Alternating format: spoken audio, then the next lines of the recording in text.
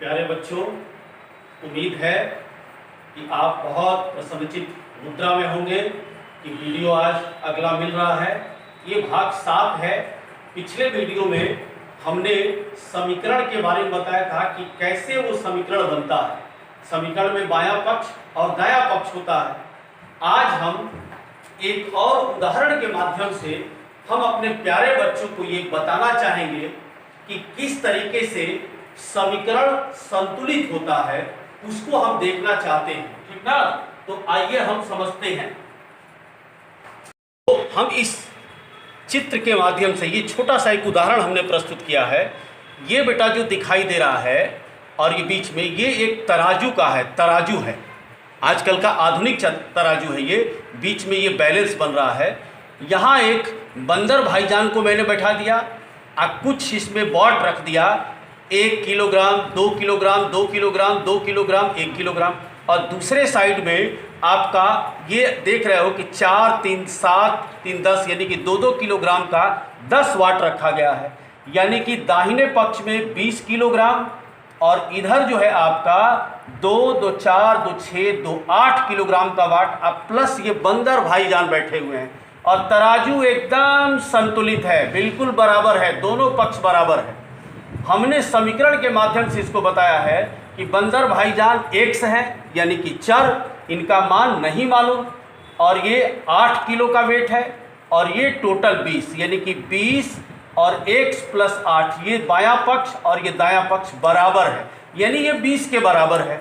तो ये तो 8 है, तो व्यवहारिक पक्ष में क्या हो गया आप समझ रहे हो कि भाई इसमें ये 12 होगा, तो 12, 8, 20, तो दोनों पक्ष बराबर हो जाएगा। हम इसको गतिविधि के माध्यम से बताना चाहते हैं कि दूसरा देखो, हमने क्या किया, इसमें से 2-2 किलो का 2 वाट हटा दिया, तो 8 की जगह 4 हो गया। देखो इसमें से 2-2 किलो का 2 वेट हटा दिया और इधर हमने पूरा रखा है, तो जाहिर बात है कि तरजुई क्या होगी, भारी इधर है तो झुक गया इधर, आइए उठ गया, यानी कि ये संतुलित नहीं है, दोनों पलड़ा बराबर नहीं है। अब हमने क्या किया, फिर एक नीचे उदाहरण में दिया कि एक और 2 किलो का वाट बंदर भाईजान की तरफ से हटा दिया और इधर से भी हमने कुछ वाट हटा दिया। अब बच गया 20 के बजाय इधर 14, इधर x प्लस ये 2 किलो।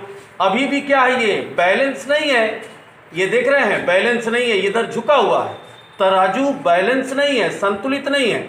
अब हम आते हैं, इसको संतुलित करना है तो हम बंदर भाईजान का वजन पता करना है, तो इधर के सारे वाट को हम हटा देंगे और तब देखेंगे कैसे बैलेंस होता है। जब इसके पूरे वाट को हमने हटा दिया और एक और वाट को हटाया यहाँ से, तब हमने क्या देखा कि तरजुई बैलेंस हो गई। और इसका मतलब ये क्लियर है कि बंदर भाईजान जो x हैं, इधर टोटल वाट है ये 12, यानी बंदर भाईजान का वजन हो गया 12 किलोग्राम। तो इस गतिविधि के माध्यम से कैसे समीकरण संतुलित होता है, ये हमने बताने का प्रयास किया है। अब आते हैं कुछ कॉपी के माध्यम से, किताब कलम के माध्यम से कैसे हम आपको बताते हैं। ठीक है, तो अब आते हैं हम कैसे समीकरण को, प्रारंभिक छोटी छोटी चीजें कैसे हल करते हैं। उसकी 2 विधियां हैं, एक तो परंपरागत विधि और एक पक्षांतर विधि।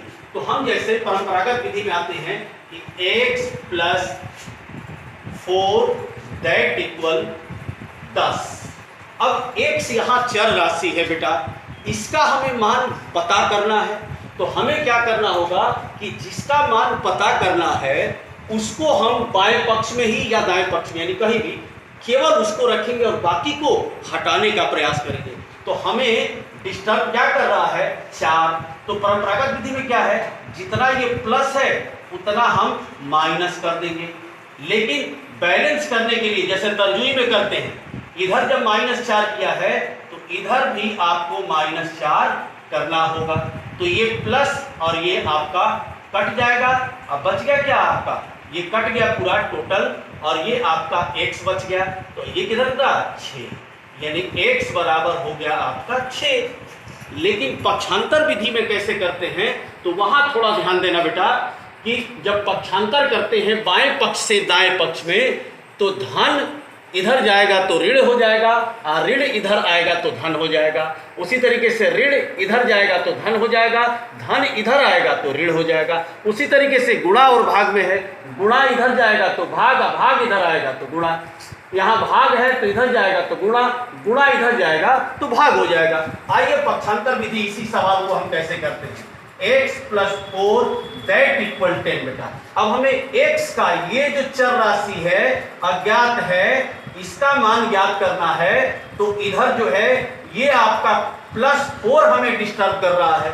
जैसे इसमें मैंने घटा दिया परंपरागत विधि में, इसको क्या करेंगे, पक्षांतर करेंगे। पक्षांतर का मतलब इस बाएं साइड से इसको इधर हम ले आएंगे।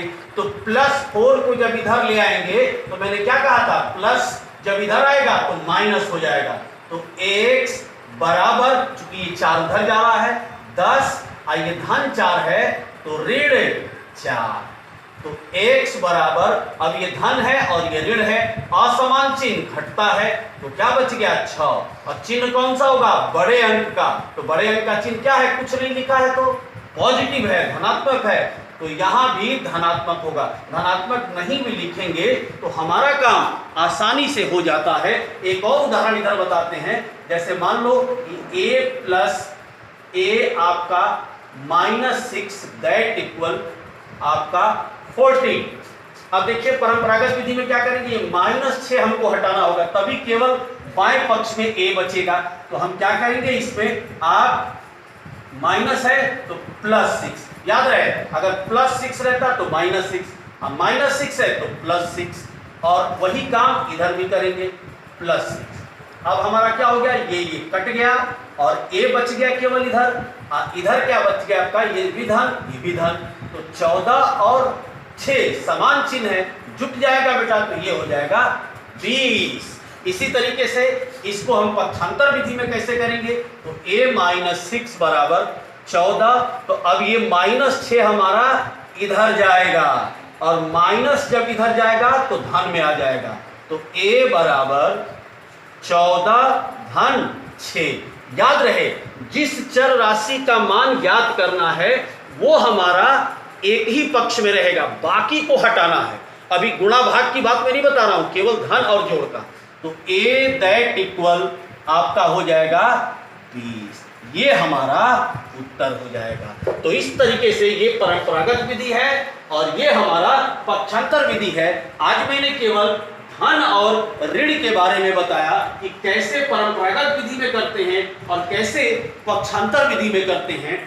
आप बच्चों इन दोनों तरीकों से कुछ ये सवाल हमने दिया है, निम्न समीकरण को हल करो। पहला इतने का, दूसरा, तीसरा, चौथा, पांचवा।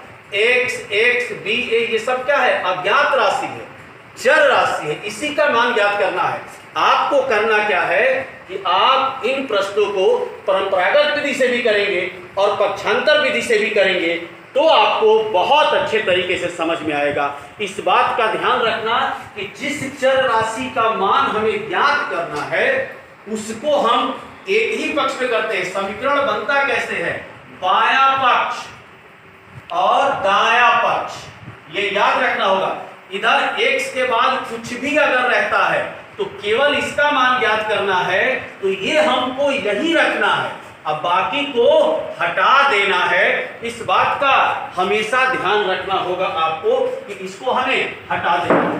अब जैसे ये जरूरी है समझना समीकरण में कि मान लो कि इधर आपका और इधर आपका किसी का घर है, इसमें मान लो 10 है और इसमें x + 4 है, तो हमें x का मान ज्ञात करना है।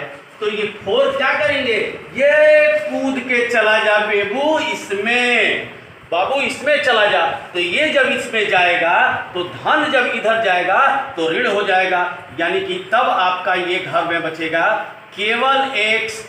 इस घर में आ जाएगा आपका, इस घर में आ जाएगा 10, ये धन 4 जब इधर जाएगा तो ऋण 4 हो जाएगा, और तब आपका ये घर में बच गया यहाँ पे आपका x, इस घर में बच गया आपका, इसमें से हम क्या करेंगे, घटा देंगे, तो 6। जो x था अज्ञात था मान, उसका मान हमें मालूम हो गया। इस बात को ध्यान रखना है। ये प्लस और माइनस का तरीका मैंने बताया कि कैसे छोटे छोटे समीकरण को आप हल करोगे। इसके बाद हम बड़े समीकरण पर आएंगे। बड़े समीकरण पे आने से पहले गुणा और भाग की हम बात करेंगे। तो मुझे उम्मीद है कि समीकरण की प्रारंभिक चीजें जो छोटी छोटी होती हैं, पक्षांतर का और हल करके चर राशि का मान ज्ञात करने का, आप सभी बच्चों को समझ में आया होगा। बहुत अच्छे से आप प्रैक्टिस के लिए इन सवालों को जरूर करेंगे। धन्यवाद।